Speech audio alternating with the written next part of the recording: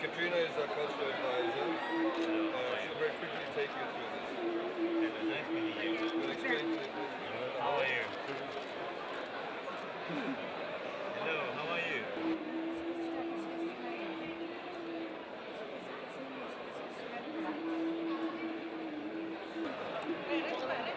Lele.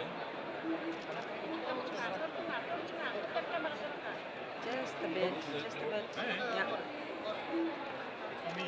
Pull us Your Excellency. Thank you. Do you want me? Any question? Mother. Thank you very much.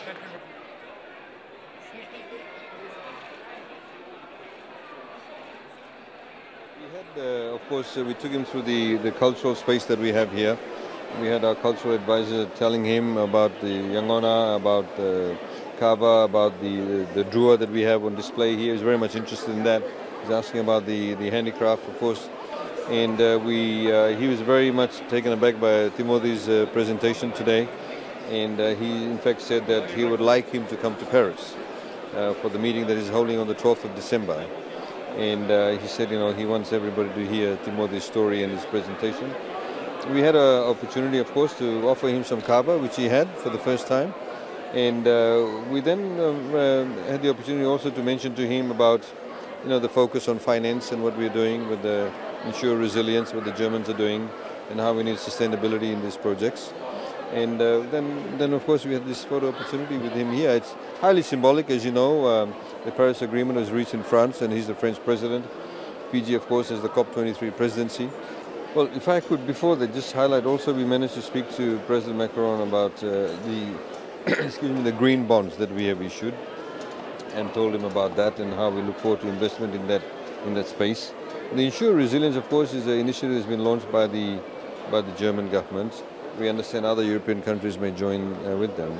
The whole point of this is that we need to ensure that we have products, insurance products that's offered that has durability, that has sustainability built into that.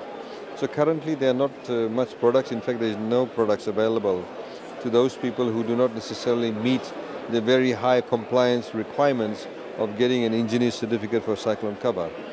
What we have been doing in the past number of months, we've been talking about the opportunity to do so and how perhaps we can get people some basic cover by having some basic compliance requirements for them to be able to get a insurance claim being paid out in the event of a climatic event. There are a number of products you can develop. One of these, of course, is what we call parametric insurance, where you don't actually insure the actual property itself, but there's various mechanisms of payout. The other one, of course, is to be able to insure the actual property itself. We're also looking at crop insurance.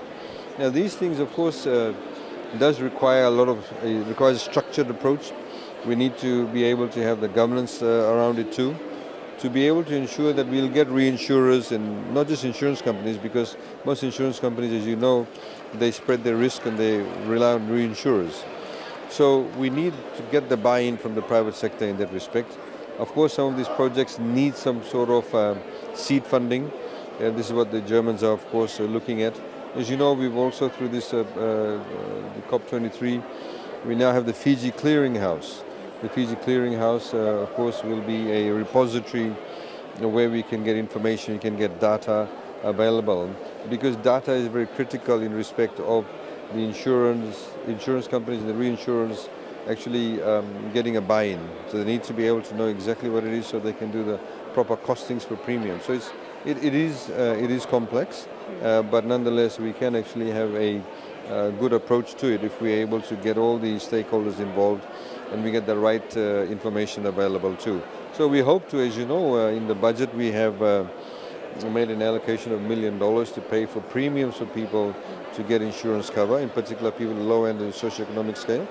But we need to get the product. So once we do that, then we can, provide subsidized premium payments for those households that are below a particular income level.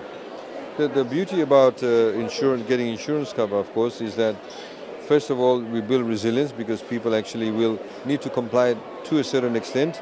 So in other words, you're making the house a bit safer. However, then if it does get blown away or the roof gets blown away or damaged, then there will be insurance cover for it.